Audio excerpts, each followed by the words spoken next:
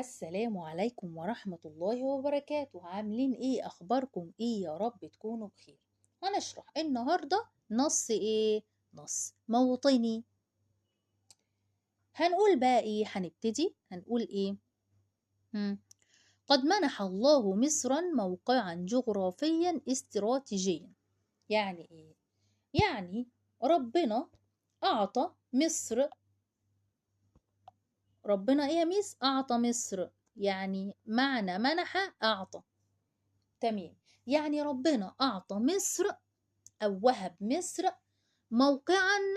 موقعا اللي هو مكان، يعني مش مصر موجودة في مكان، موجودة في مكان. طيب، يعني ربنا أعطى مصر مكان يميز جغرافيا استراتيجيا. يعني ايه استراتيجيا؟ يعني مكان مهم جدا. استراتيجيا يعني ايه؟ مهم. طيب، يعني ربنا أعطى مصر مكان جغرافي استراتيجي اللي هو ايه؟ مكان جغرافي مهم. طيب، خلاها ايه؟ جعلها استراحة متميزة. متميزة للايه؟ متميزة للطيور المهاجرة. اه، يعني مصر يميز مكانها متميز. مكان مصر يميز، ربنا أعطى لمصر مكان جميل جدا ومهم جدا.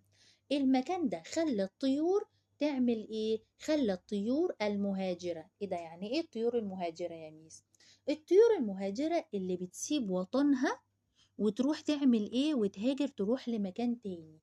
يبقى التي تترك وطنها. يبقى المهاجرة ايه؟ التي تترك وطنها يا ميس. يعني اللي بتسيب وطن بتاعها وتروح مكان تاني. تمام كده؟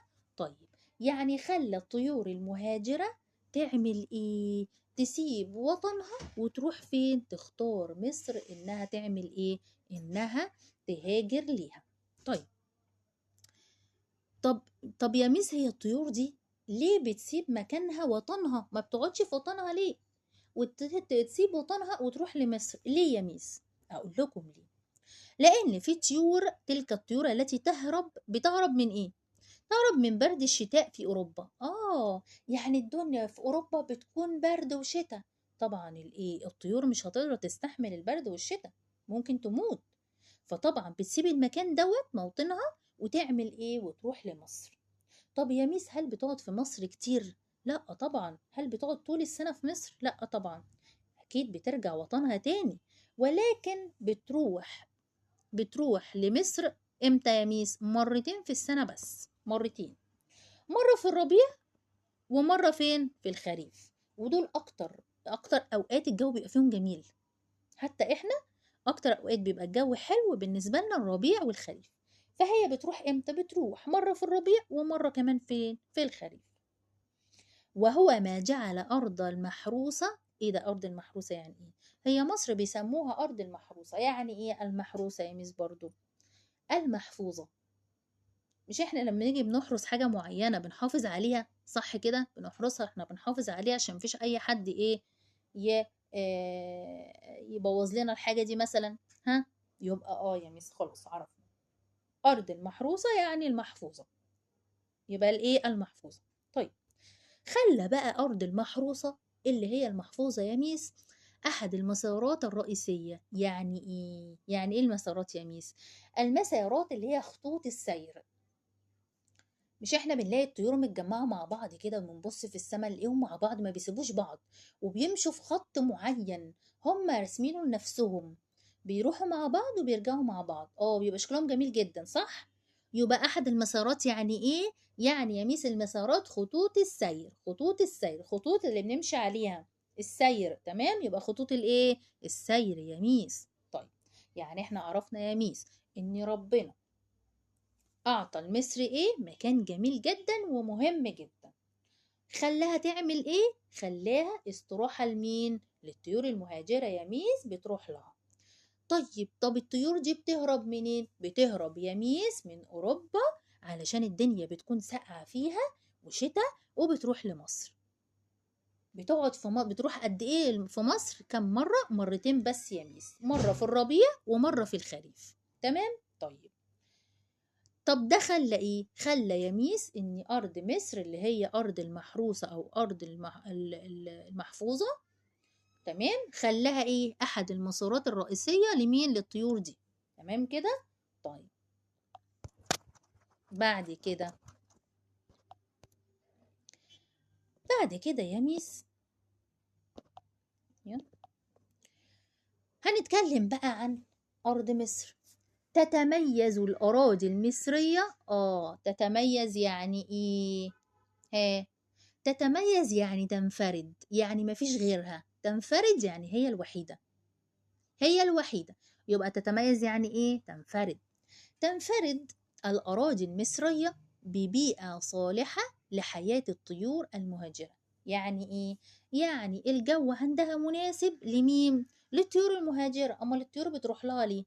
ليه بقى؟ طب ليه هي البيئة عندها صالحة يا ميس؟ لذا فهناك 34 موقعا، في 34 موقع، 34 موقع. تضم يعني ايه؟ تضم يعني تحتوي. تضم يعني ايه؟ تحتوي. تضم يعني ايه؟ تحتوي. يعني الموقع ده ال 34 موقع دول تضم البيئات الأساسية، يعني موجود فيها، بتحتوي، هي موجود فيها يعني يا ميس البيئات الأساسية. طب موجود فيها ايه مثلا؟ هقول لكم. زي موجود فيها الأراضي الرطبة، يعني الأراضي اللي إيه؟ اللي مش الجافة، الأراضي الرطبة اللي فيها مية شوية كده. تمام، الأراضي الرطبة اللي فيها مية. تمام، الطيور بتحب تروح في الأراضي الرطبة. تمام كده. والجبال شاهقة الارتفاع، الجبال العالية جدا. شاهقة يعني إيه؟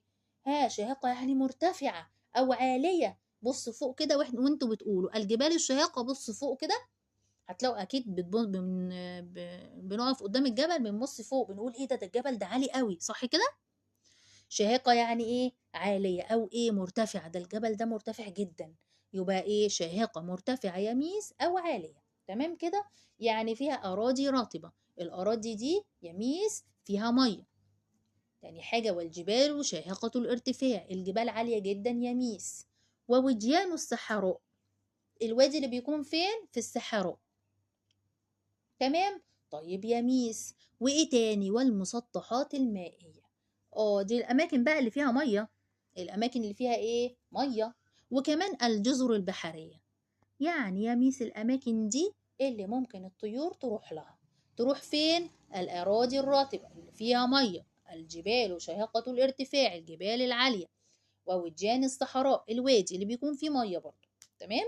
والمسطحات الشاطئيه، يعني ايه؟ يعني الاماكن اللي فيها ايه؟ اللي فيها ميه برضه. تمام كده. والجزر البحريه، المكان اللي فيها ايه؟ اللي فيها ماء، يعني بتدور على الماء، دي اهم حاجه. تمام. طيب، وبتدور طبعا على عن الايه؟ الامان. لازم تحس بامان الطيور في المكان اللي هتروح فيه. تمام كده. طيب، عايزين نعرف بقى الطيور دي بتمشي منين لفين يا ميس عشان توصل لمصر؟ هقول لكم على حاجة. أما عن الخريطة التي تتبعها إيه تلك الطيور؟ تتبعها يعني إيه؟ تتبعها يعني تسير على هديها. يعني بتعمل إيه؟ اللي بتمشي فيه، الطريق اللي بتمشي فيه، الخريطة اللي بترسمها لنفسها. إيه هي؟ تتبعها يعني إيه؟ تسير إيه؟ على هديها. طيب، بتعمل ايه كل عام؟ بصوا، احنا عندنا قارة اسيا، وهنا قارة اوروبا، وهنا افريقيا.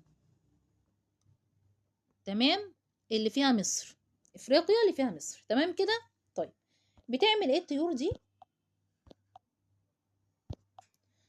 الطيور دي بتعمل ايه؟ تأتي من اوروبا. طبعا احنا قلنا ان هي بتيجي من اوروبا عشان اوروبا الدنيا بتبقى ساقعة فيها وشتاء، صح كده؟ يبقى هي بتيجي من اوروبا لفين؟ لشرق اسيا. بصوا المكان ده، الحتة دي اسمها شرق آسيا. تمام، يعني هي بتمشي من هنا لشرق آسيا، لشرق آسيا. وبعد ما بتيجي من شرق آسيا بتمر على البحر الأحمر، وبعد كده بتعمل إيه؟ وبعد كده البحر الأحمر موجود فين؟ في مصر. يعني يميس من أوروبا، تأتي من أوروبا إلى شرق آسيا مرورا بالبحر الأحمر، بتعدي على البحر الأحمر فين البحر الأحمر؟ موجود في مصر. تمام كده. طب ايه رأيكم، المسار ده صغير ولا كبير؟ لا يا ميس ده كبير جدا. ايه ده؟ بت من اوروبا تروح لشرق اسيا كمان، وبعد كده من شرق اسيا تيجي لايه، لافريقيا، اللي هو بتدخل لمين؟ تدخل فين؟ تيجي لمصر. اه تخيلوا.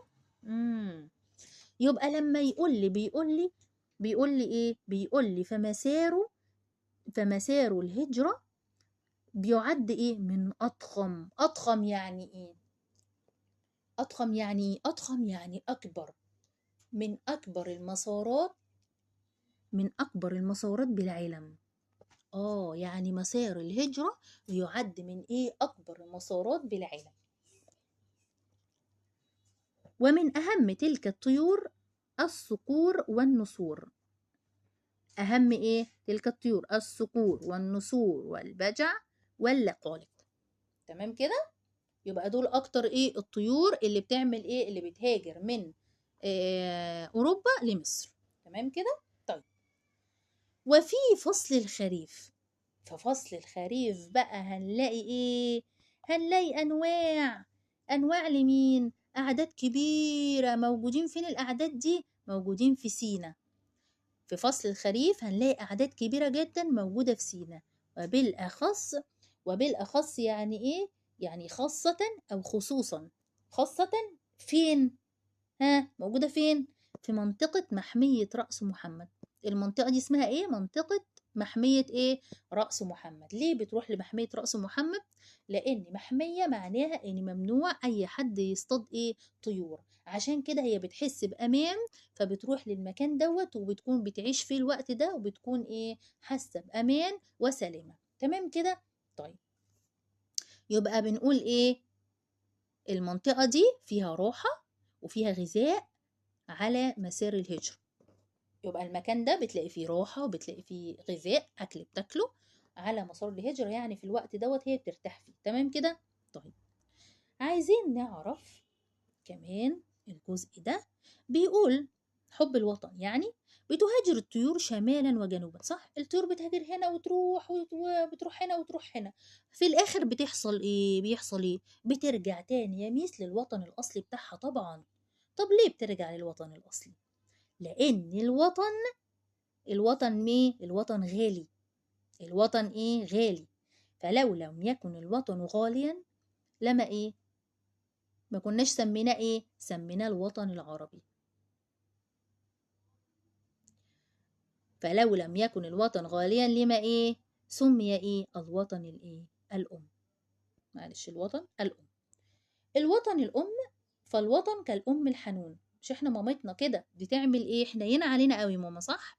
التي تحتضن أطفالها. يعني بتعمل ايه؟ مش مامتنا بتحضننا؟ بتحتضن يعني ايه؟ تحتضن يعني تضم. مامتنا لما تمسكنا تحضننا كده تحتضن يعني ايه؟ تضم. طيب لما مامتنا بتحضننا بنحس بإيه؟ بنحس يا ميس بالأمان والسكينة. وتمنحهم، الأم بتمنح الأولاد بإيه؟ تمنحهم الشعور بالأمان والسكينة. ومهما سافر الإنسان ودار. دار يعني إيه؟ انتقل، يعني انتقل من مكان لمكان. مهما سافر من بلد إلى أخرى، إيه اللي هيحصل حول العالم من مكان لمكان؟ فلن يجد أحن من إيه؟ من حضن ودفء وطنه. مش هيلاقي أحسن من إيه؟ من حضن وطنه ودفء إيه؟ ودفء وطنه. طيب، إحنا كده خلصنا الدرس. تمام كده. يا رب تكونوا فهمتوا، ولو ما فهمتوش قولولي. أسئلة. الأسئلة دي اهي، دي من أول هنا. الأسئلة دي هعمل إيه؟ هحلها لوحدها في تسجيل لوحده. تمام. هنحل الأسئلة دي لوحدنا، وهنشوف احنا شاطرين ولا لأ. تمام. وهنحل دي كمان،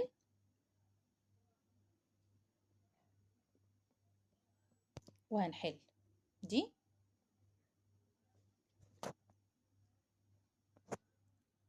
ودي.